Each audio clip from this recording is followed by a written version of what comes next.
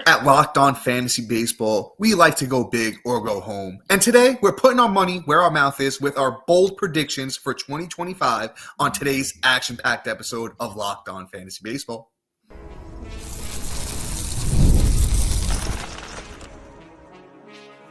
You are Locked On Fantasy Baseball, your daily fantasy baseball podcast. Part of the Locked On Podcast Network, your team every day.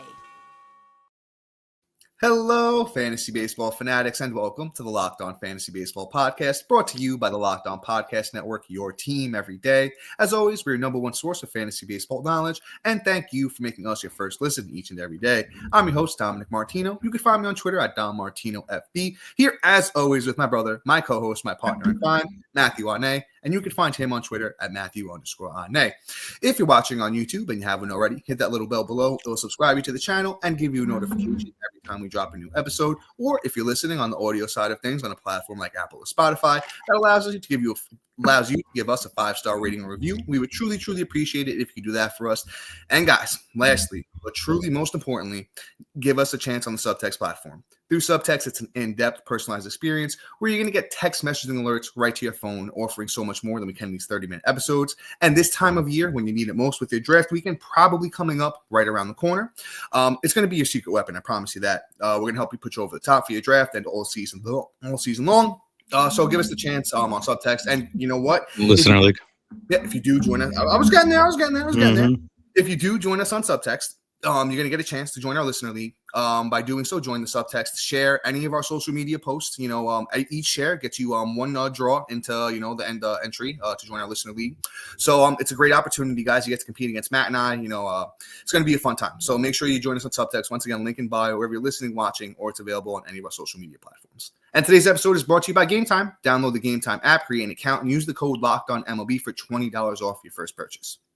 And Matt, this is a fun episode. We had a great time with it last year. Guys, go check out the episode from last year. We did pretty well with some of those, did pretty well called Riley Green. I know Matt nailed a couple of his as well. So go check those out.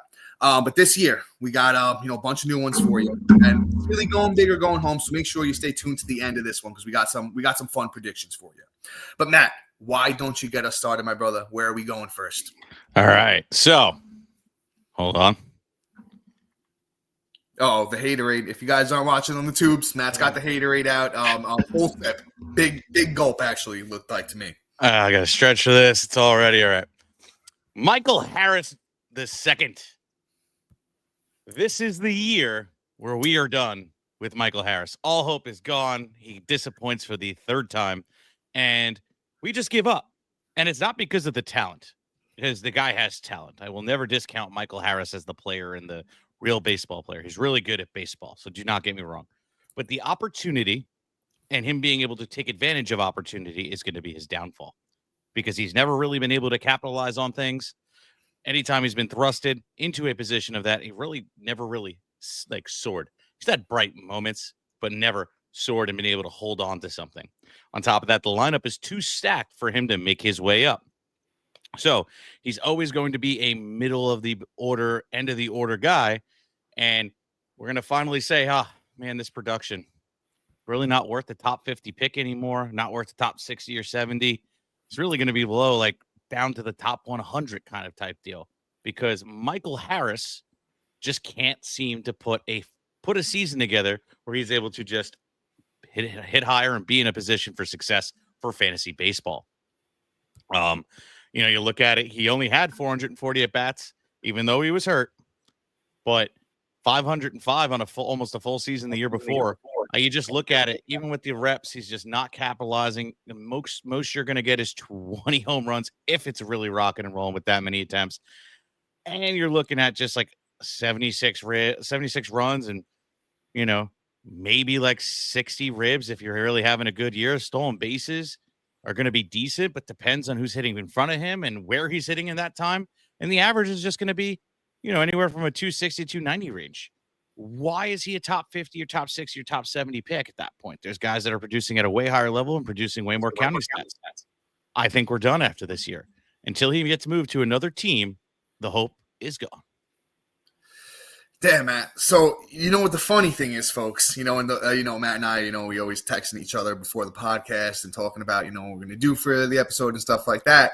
So I sent Matt my poll predictions, and he was like, "Dom, because I think we're gonna have to do a double-sided take here for Michael Harris." Because my bold prediction goes the exact opposite way. If you guys are fans of the podcast, Matt and I, we're brothers, known each other since we're not actually brothers, blood brothers, but he's my brother from another mother. We've known each other since we were kids. We're best friends. So we usually agree on a lot of stuff, especially when it comes to baseball. This one, I don't know why we're on the total opposite side of the spectrum. My bold prediction for Michael Harris, once again, goes in the opposite direction. My bold prediction is that Michael Harris hits 25 bombs, steals 35 bags, scores 100 runs, and hits 295. I see Matt's side of it, that we haven't really seen too much production yet from Michael Harris. But the thing is, Harris is only 24 years old. He's been banged up here and there. Last year, the hamstring issue. Had the back issue the year before. He got the call in 2022 and, had a good showing there. There's still, the exit velocity is really good. Even if you go back, let's go back and look at 2023, which is Harris, most played games in the season. Average exit velocity, 75th percentile. Definitely think he can give you over 20 bombs in a full year. Look at the X batting average, it's 304. And Michael Harris's first 2 years in the Biggie at 297, 293. The missed games last year in the hamstring, I think, were affecting Harris while he was out there. You look at all the underlying stuff, it all looks great. The sprint speed, 87th percentile in 2023. He can get up there and steal 35 bags. I know Matt brings up the opportunity. The opportunity is there. Jerks and Profar is a little banged up going into the season. Acuna is obviously going to be out for a while. And the Acuna thing is scary. I'll mention this. I'm moving Acuna. I'm going to throw that out there. There's not really been any information on him. We don't know. We haven't really seen him out there doing anything. It's a little bit scary. But if you look at that Braves lineup, I think he has to hit leadoff. When he hit leadoff last year, he produced pretty well. Even if he, on the other side of the spectrum, even if he hits ninth, which is the other spot I'd want him to hit, the runs are still going to be really good with that stacked lineup behind him. It would probably, if everybody's healthy, it would look like Acuna, Riley, Olsen, and then, it's right behind Michael Harris. Could steal a lot of bags. Like I mentioned, he's just really good on him. I just think he's going to be really good in that lineup. There's a reason, he's going so high in drafts. Like I said, the age, is still young. He was a high-end prospect. I'm pulling up the ADP on Harris now. 17th outfielder off the board, pick 47. He's going there for a reason. I like it. I love him as an outfielder number 2. And that's really it. Matt and I, once again, don't really see eye to eye on this one. I'm drafting Michael Harris this year. I'm on the boat still. I'm on the bandwagon. Matt, you're not allowed back on after he has a good year. I'm letting you know that now. Time out. I mean, even if he hit ninth, he's going to have runs. He's going to have max 20 home runs. He's going to bat 290 and have 20 stolen bases. That's where I disagree. I don't know if you're paying attention. Is it really worth it? His average exit velocity in 2023, 75th percentile, hits the ball, really hard too. Hard hit rate, 86th percentile. The only thing that you really want to see a little bit better is, the sweet spot launch angle, but that's not really still going to kill him. I think he's got 25 home run upside. The sprint speed, 87th percentile. I think 35 steals is going to be easy, especially if he's hitting ninth or leadoff in that lineup. I just think there's a lot of upside out there that you're going to miss out on, my brother. I mean, I don't see it if he's not contributing in all 5 categories. Like, to dip out on ribs. Yeah, it's the only thing. I think is the RBIs might not be great, but everything else, he's going to give you all the 4 other categories, I think. But you think about it, though. He's going as a 17th outfielder. There's guys that are going to contribute and, strong for not, I'm going to have, a good amount of stolen bases, which is like 20.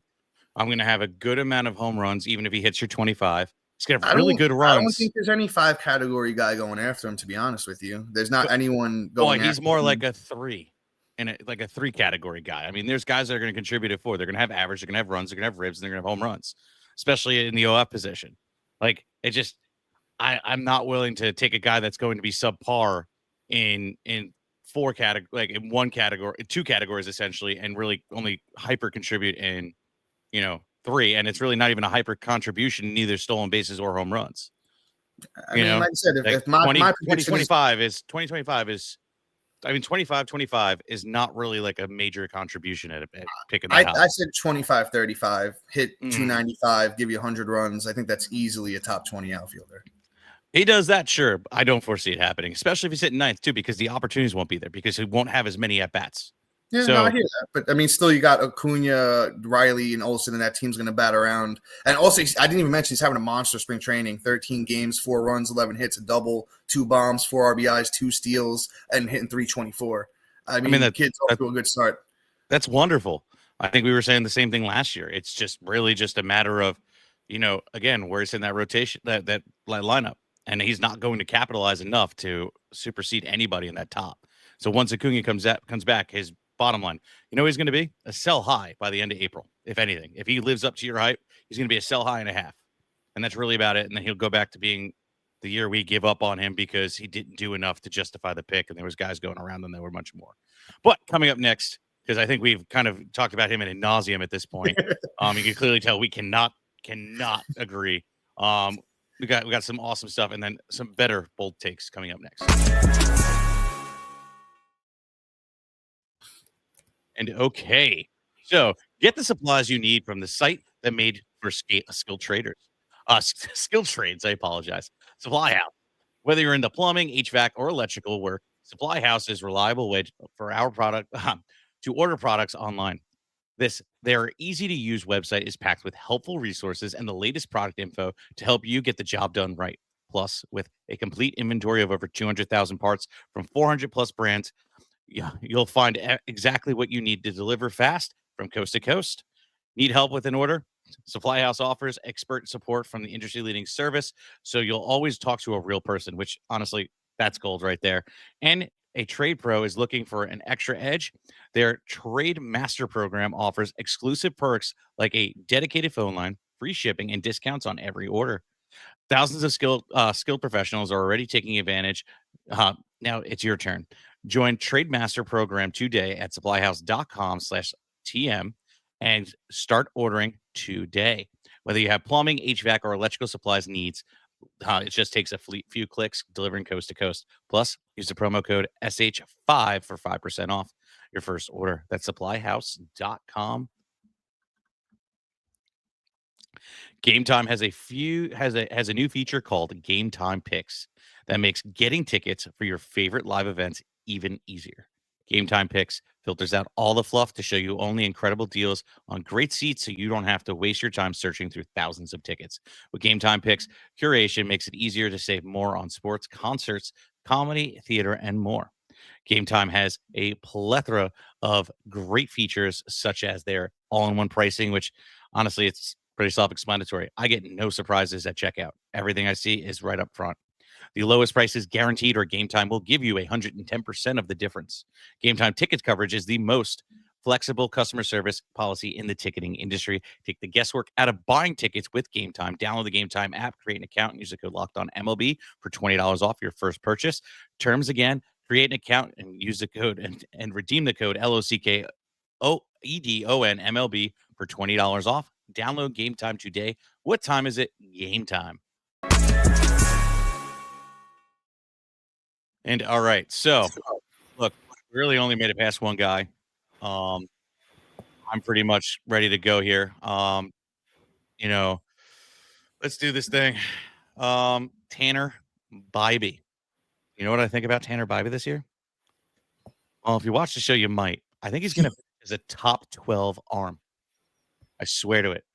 I said it last year that he might win Cy Young. Obviously, I was a little wild with him, but I think, quite honestly, he was still great. Yeah, he was still great. I think, honestly, this year he's finishing as a top 12. In 2026, we're going to be drafting him as an SP1. I think, no question. My guy had 173 innings last year, another 30 innings from the year before, 187 strikeouts, so well over a K per inning, a 3.47 ERA with a 3.56 FIP, and along with a 1.11 WHIP. Look, Bibee has an insane amount of talent, and I just think that he's going to be absolutely incredible. He has great movement on his pitches, except for his breaking ball, which I think is going to be fixed. Doesn't really give up hard contact, creates whiffs, gets guys struck out, doesn't walk guys, doesn't allow guys to barrel, doesn't give up hard contact. The only thing I'd love to see him do a little bit more is ground ball, but that's my complaint about most pitchers. Would love to see a little bit more ground ball. He has a four-seam fastball he relies on a lot, and that had a batting average of like 283. but that's okay because the rest were pretty insane. The cutter only got hit about 181. The slider was at a 229. No, I'm sorry, 181. The changeup was at a 229. The curveball is at a 221. The sinker was, well, it was hit, but it was only thrown about 0.3%. So we don't even have to talk about it. But it's just another pitch. The dude has like 5, 6 pitches, and you can't really get mad at the arsenal.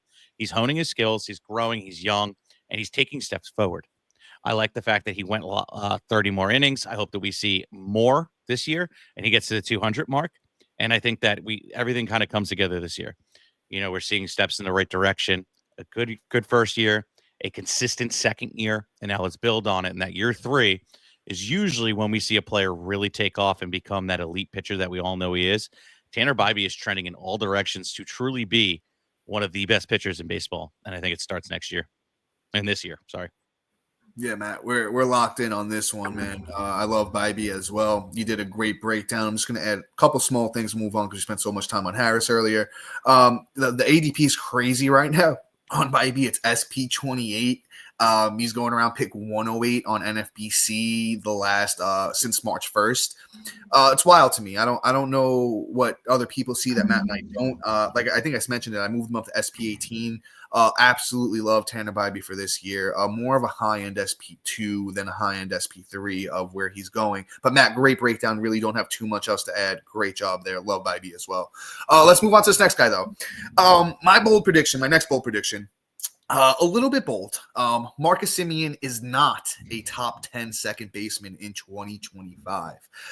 He's getting older. He is 34 this year, had a down year last year, hit 237, 23 bombs, 8 steals, still had 101 runs, which was really nice, 74 RBI. I think the counting stats will be better. The runs were really good already. I think the RBIs could have the potential to be better. My thing is how many games are we going to see Semien play?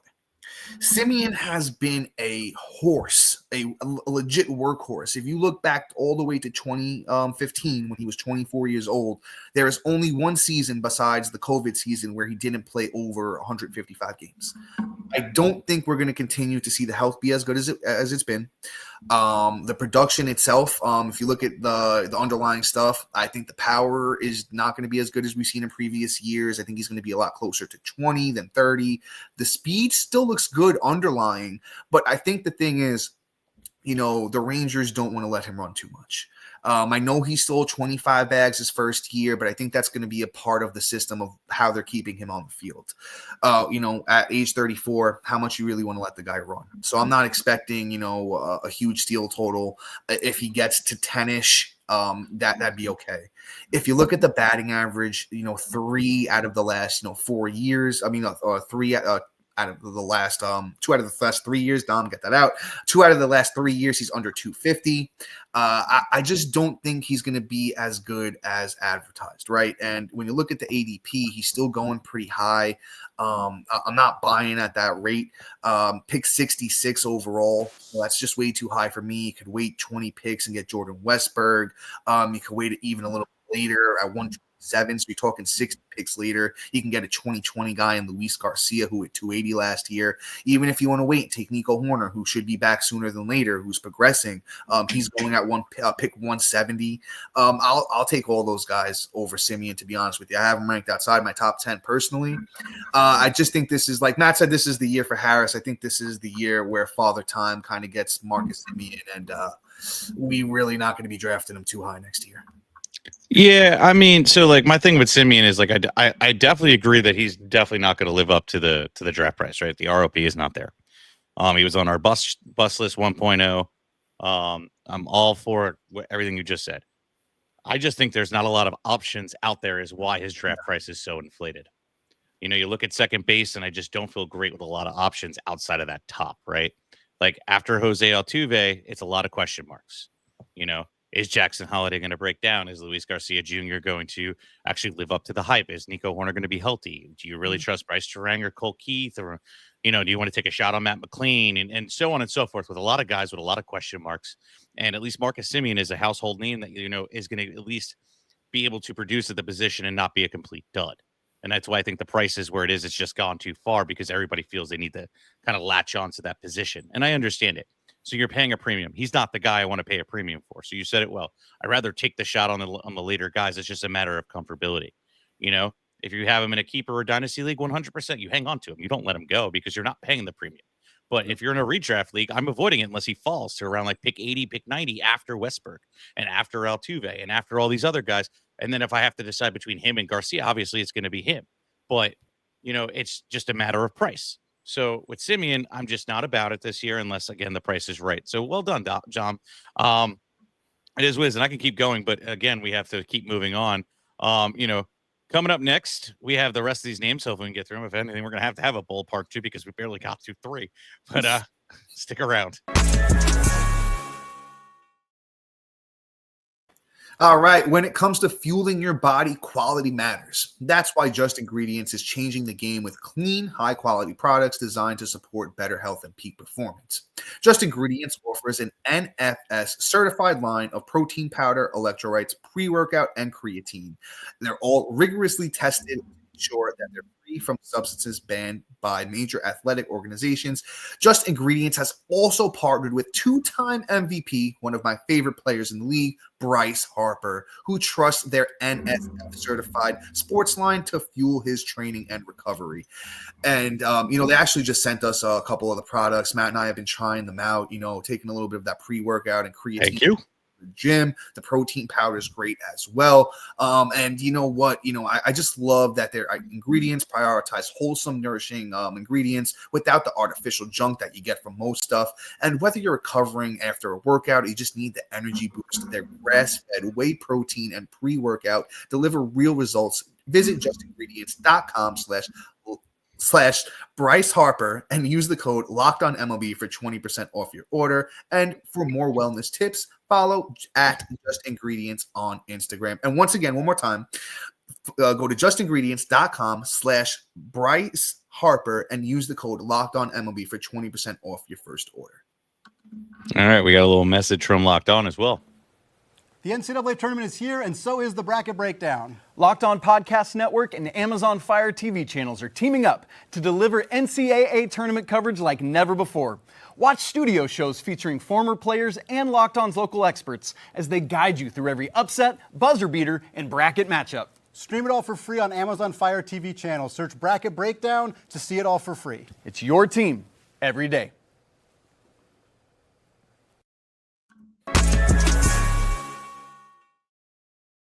Okay. So, Dom, I know you did a lot of talking, but I think I can jump back in if you want. Yeah, might as well. Let's just go for it, bro. Yeah. Let's talk some Spencer Strider, man.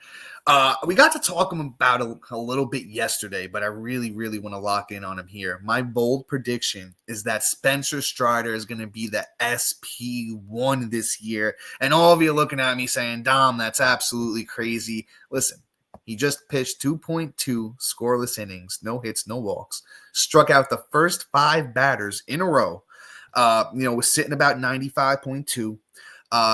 He came out after the game, said that he slowly wants to build up. Velocity is normally the last thing that comes for him. I'm not really worried about him at all. The draft price is going to fly through the roof, especially after he makes that second start. And if he looks good, he's going to be top 75 pick for sure. I'm buying, man. I'm absolutely buying in. If you go look back at his 2022 season, Spencer Strider, right? He pitched 131 innings, which, hey, maybe this year that's the limit, right? He struck out 202 batters, had a 2.67 ERA, had a 0.99 whip, and just was an absolute beast on the mound, right? Can he be that dominant again? I think the whip is going to be a little bit higher as the control takes a little bit of time to come back.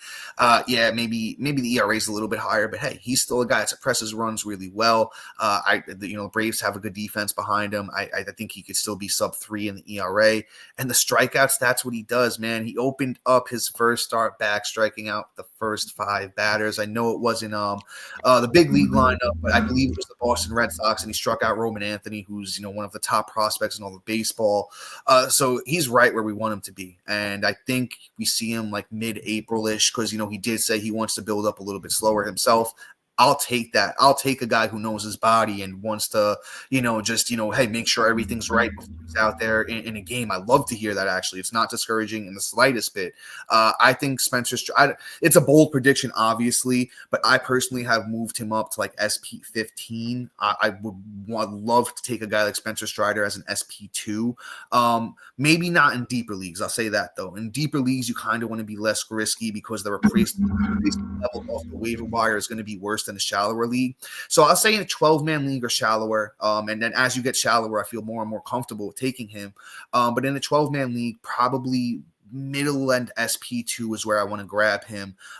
If I grabbed a little bit more of a risky SP1, my SP3 better be somebody that's sturdy, or vice versa. If I plan on taking Strider and he's somebody I'm targeting as an SP2, I want to make sure my SP1 is one of the more sturdy guys. But I absolutely love him. If he just stays healthy and gives us 130, 140 innings, he's going to be one of the best pitchers in the game. So everything you said, I kind of get supported because right now his new timeline is April 18th, which would be the second week of baseball on a Friday. So if that's his first start, you're only gonna miss 2 starts. Yeah, give me that all day. Yes, so Don, welcome to the party, because up until today I had him higher than you. Okay. Yeah. I was gonna say I have Spencer Strider like every keeper league I'm in almost. Yeah, I have him at SP 16 right now. So I've had him there for a month. I'm just saying. No, Matt, I will say that you have been ahead of the curve. But my sentiment with Strider's always been, let me see him healthy and I'll move him right up there with you. Yeah, well, we're seeing him healthy. I kind of saw this happening. I don't know if SP1 overall, but that's my bold prediction. But we go big or go home here at Locked On Fantasy Baseball. So I'm gonna go bigger. I think I'm gonna take the big swing. James Wood. We've heard me talk about him a million times. You would think I'm talking about my own son. I love this dude. Like James Wood is huge. Let's start with that. 6'7", 234 pounds. If you watch the show even a little bit, you know that I love big, tall bodied men that play baseball. They are just massive, and they usually deliver in a lot of categories that I like. You look at what he's done last year in his little short stint in the bigs, where he had 295 at bats, 43 runs, 13 doubles, 4 triples, 9 bombs, 41 ribs, 14 stolen bases. Walked a little bit more than I'd like. Struck out a little bit more than I liked than to the walks, but not atrocious. Still batted 264. I'm not really mad at it either. I think there's potential to be downside in points leagues, but in head-to-head rotos, I'm loving it, or roto leagues. This kid has potential to hit 35 home runs, get you 30 to 40 stolen bases. In all honesty, the speed is absolutely legit. This kid hits the ball incredibly hard. It's average exit velocity last year was 92.8 miles an hour. He barreled 10% of the time, created hard contact over 50% of the time. X-Wobo was sitting at 351. The X-batting average is actually sitting at 269, a little bit better. This kid can do it all, and 85th percentile in speed. He could do it all. I won't be surprised, quite honestly, if he is top 5 pick next year. He finishes as probably OF 7 or 8. I will not be surprised. This kid is absolutely incredible, and he's showing it off in spring this year, and I'm blown away. I didn't think we were going to get it this early, but we are. And hold on to your seats, ladies and gentlemen. James Wood has arrived. Yeah, 22 years old, man. As you mentioned, Matt, 11 games this spring training, 11 hits, 4 doubles, 4 homers, 9 RBIs, 4 walks to 10 strikeouts. Love that. Hitting 334 with a 417 OBP. Yeah, Matt, great take. I'm with you there. I've moved James Wood up to my OF 14. Oh, I didn't even give my bold take. I apologize. 30-40 season. Love it. I would go the opposite way. I think he's going to – I wanted to go the opposite way, and this is one thing I wanted to mention about Wood. I want him to lean into the power a little bit more. I would love for James Wood to be like a 50 home run guy with 20 steals and hit like 280 because he is a bigger guy. Yes, he's young and super fast, and he could, if he wanted to, easy could steal 40. I don't want him to get hurt. I don't want him to wind up like a Judge or a Harper who were young and, like one of those guys and just, outplay themselves and, running into walls and stealing bags. And I just want him to take it easy, man. Listen, lean into the power. You don't have to hit 300. You could hit 280 with 45 bombs and 20 steals and lead this Nationals team with Dylan Cruz and the rest of them young bloods to glory, man. The Nationals really have a chance if they could put some pitching behind Mackenzie Gore. They really do, and James Wood can help lead that charge. Matt, let's sneak one more in. Let's do one quick one. Let's do Tyler O'Neill. Let's do Tyler O'Neill because we've been talking about him a lot. I'll sneak him in here. My bold prediction for Tyler O'Neill, 35 bombs, and he stays healthy, and he gives us 140 games. I think that's a bold one. I think it's a bold one. But he's somebody that Matt and I he's been growing on us. We've been slowly moving him up our rankings, been taking him as like a utility bench type of guy, in a 5 outfielder league, maybe like a 4th outfielder type of dude. Going to be in that Baltimore lineup. They've moved the wall in. The power's legit. Even if the wall didn't get moved in, he's a big jacked up guy. Baltimore lineup's going to be great for RBIs. So I think he hits 35 bombs, gives you a bunch of RBIs, hits 250, and winds up, giving you that ROP that Matt always talks about. Love it. If he does it, that's definitely in the cards, without a doubt. We actually have time because we had so many, things today. I'm going to sneak one more in. Matt Shaw is the next Kyle Tucker. And here's why. I'm going to make this quick too. I was about to say Kyle Tucker literally is Kyle Tucker. No, Matt Shaw literally does things that are absolutely wonderful. In the minors last year, 443 at bats, 78 runs, 19 doubles, 4 triples, 21 bombs, 71 ribs, 31 stolen bases, and batted 284. Look, he's in a really good lineup with Kyle Tucker, funny enough now. And, already showing that he can do it. What he's doing in spring is looking real great. No home runs yet, but the stolen base, the ribs, the average, all there. And he's really just showing it off. And I think the power's coming real soon. We might not see, a 30-30 season, but we can definitely see a 20-25 season, 25 home run season, and then 30 stolen bases without a doubt, and a decent batting average. He hits 260 with 30 stolen bases, 20 to 25 home runs, and I think a good amount of runs and ribs because where they're going to have him hitting in that lineup. Matt Shaw is going to have a wonderful season. Obviously we don't have to draft him that high. I'm not drafting him that high, but I'm taking him as a steal in every single draft. Matt Shaw could be possibly the next Kyle Tucker. Yeah, man, I will say this. He made the team. He played today as you're listening in the, I guess we considered the first game of the season. I don't think he really did much, but hey, he made the team. He's out there. He has 2nd, short, and 3rd eligibility on Yahoo. Matt mentioned the great minor league track record. Still have to find the right spot for him in my rankings. Haven't really adjusted yet to where I want him, but he's going to be a big, big riser, especially since he made the team. I love me some Matt Shaw as well. But Matt, I think that's about it for today. So Matt, you got anything else before we head out? Nah, take it away today. Yeah, guys, so be sure to like, subscribe, comment, rate, and review, and shout out to our everydayers and new listeners for making Locked On Fantasy Baseball your first listen each and every day. And guys, don't forget to give us a chance on the subtext. If you're still listening, that must mean you like Matt and I a little bit. We're going to give you so much more than you can get anywhere else in the industry on the subtext platform. 2025 ranking, sleepers, breakouts, bust. You can text us anytime. We're going to get back to you as soon as we can. Link is in bio wherever you're listening or watching. So please be sure to check us out once again on subtext. But guys, until next time. Peace.